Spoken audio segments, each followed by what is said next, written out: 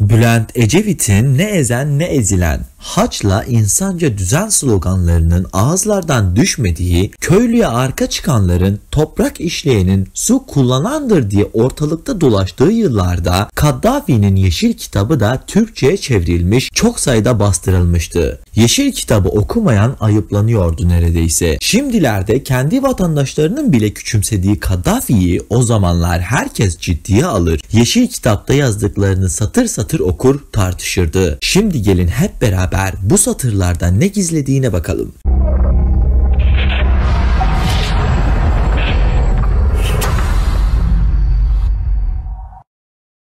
Muammer Kaddafi hep tartışmalı bir figürdü ve öyle de kalacak sanırım. Göçebe bir bedeviden Libya'nın hükümdarlığı seviyesine kadar yükselişi etkileyici olsa da ülkeyi yönetirken yaptığı birçok şey tartışmasız otoriterlik göstergesiydi. Ancak Kaddafi ilk başta bir tür kurtarıcı olarak geldi. 1960'ların başında Libya ordusuna katıldı ve daha sonra Kral İdris'i devirmek için yapılan 1969 darbesinin arkasında önde gelen isimlerinden biri oldu. Monarşinin başarıyla kaldırılmasıyla Kaddafi iktidarı ele geçirdi ve Libya'yı Libya Arap Cumhuriyeti'ne dönüştürdü. Sonunda Kaddafi siyasi, sosyal ve ekonomik görüşlerini ilk kez 1975'te yayınlanan Yeşil Kitap adlı kısa bir ciltte kağıda dökmeye karar verdi ve İngilizce versiyonu bir yıl sonra dünya çapında dağıtıldı. Kitabın içeriğine şöyle bir baktığımızda aslında Kaddafi'nin bir İslam sosyalizmini yapmaya çalıştığını açıkça dile getirebiliriz. Yeşil Kitabın giriş bölümünde Kaddafi bildiğimiz şekliyle demokrasilerin aslında oldukça otoriter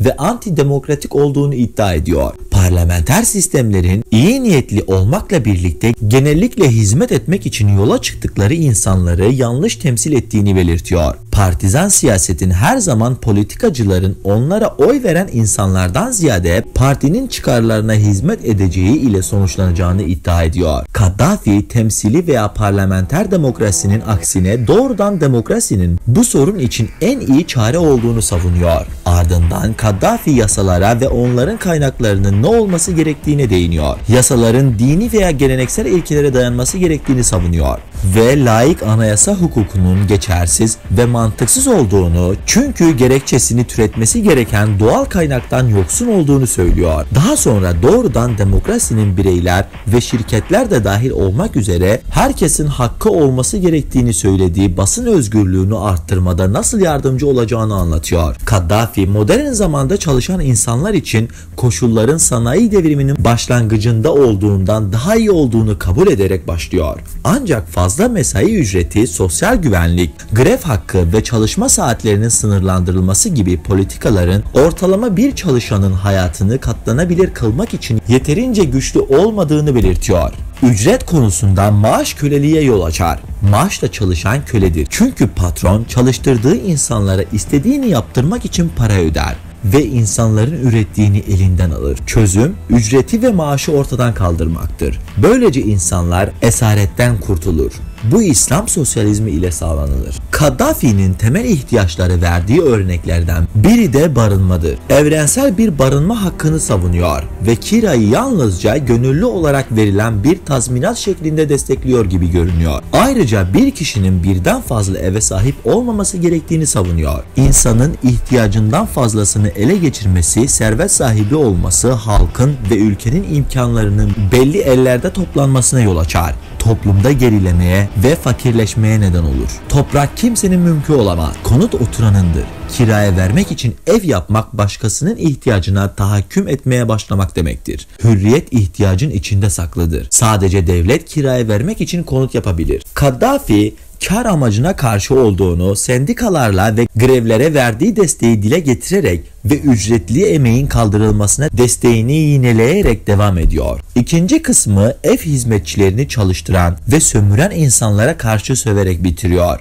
Diğer ücretliler gibi ev işçilerinin de özünde köleler olduğunu ve çok kötü muamele gördüklerini söylüyor. Yeşil Kitabın bu son bölümünde Kaddafi belirli sosyal meseleler hakkındaki görüşlerini ortaya koyuyor ve 3. evrensel teori olarak adlandırdığı genel felsefesinin toplumu yapılandırmanın en iyi yolu olduğunu Çünkü bunun ulusal ve kabile ilkelerine dayandığını öne sürüyor. Tarihin özünde uzun bir sınıf mücadeleleri dizisi olduğu şeklinde Marksist iddiaya tarihe bir dizi ulusal mücadelenin egemen olduğu çıkarımıyla karşı çıkıyor. Uluslar içinde din ve kültür gibi faktörlere dayalı şiddetli mezhepsel bölünmelerin olduğunu kabul ediyor. Ek olarak dünya nüfusu arttıkça birbirimizden ne kadar uzaklaştığımızı tartışıyor. Bir kez daha kabileyi, ihtilaflı grupların tüm yapıyı nasıl parçalayabileceğini göstermek için bir model olarak kullanıyor ve bunun bir bütün olarak dünyada çok daha büyük bir ölçekte gerçekleştiğine inanıyor. Kaddafi'ye göre milliyetçilik yok edilmemeli. Aksine korunmalı ve kucaklanmalıdır. Çünkü ona göre insanları bir araya getirmenin ve çok daha istikrarlı bir sistemde daha uzun süre bir arada tutmanın en etkili yolu budur. Ardından Kaddafi kadınlar hakkındaki görüşlerini tartışıyor. Kadın karşıtı ayrımcılığa karşı söverek başlıyor ve erkeklerle kadınlar arasında farklılıklar olduğunu kabul ederken hem erkeklere hem de kadınlara eşit muamele edilmesi gerektiğini iddia ediyor. Hatta erkeklerin kadınlardan daha kolay yaşadıklarını, çünkü hamile kalmadıklarını, adet döngüsü veya düşük yapmadıklarını belirtiyor. Bir çocuğun düzgün bir şekilde yetiştirilebilmesi için annesiyle bağ kurması gerektiği ve hiçbir ebeveynin annelik görevini hemşirelere, bebek bakıcılarına veya kreşlere devretmemesi gerektiği gerekçesiyle esasen bir tür destekli doğum iznini savunmaya devam ediyor. Kadınların kariyer sahibi olmasının veya tuhaf işler yapmasının beklenmemesi gerektiğini savunarak devam ediyor. Kaddafi kadınların isterlerse çalışması gerektiğine inanıyor. Ancak kendilerini buna mecbur hissetmemelidirler. Kaddafi sporu kitlelerden servet biriktiren zengin bireyler için bir analoji olarak kullanarak sonuçlandırıyor ve sporun tıpkı siyasi iktidar gibi tüm insanlar için erişilebilir olması gerektiğini savunuyor. Sadece birkaç ayrıcalıklı elit için ilgilenme eğiliminde olduklarını, çünkü onlara fazla değer verilmediğini söyleyerek kitabı bitiriyor. Yeşil Kitap'ta çok keyif verici yerler var. Bunlar aynı fikirde olmayacağınız kısımların çoğu bile ilginç ve okunması tatmin edici olabilir. Ne olursa olsun aşırı şaşırtan birkaç yeri bulunuyor. İlk olarak Bay Kaddafi metin boyunca doğal hukuk ve insan doğasına birkaç göndermede bulunuyor. Bu okuyanları şoke edebilir.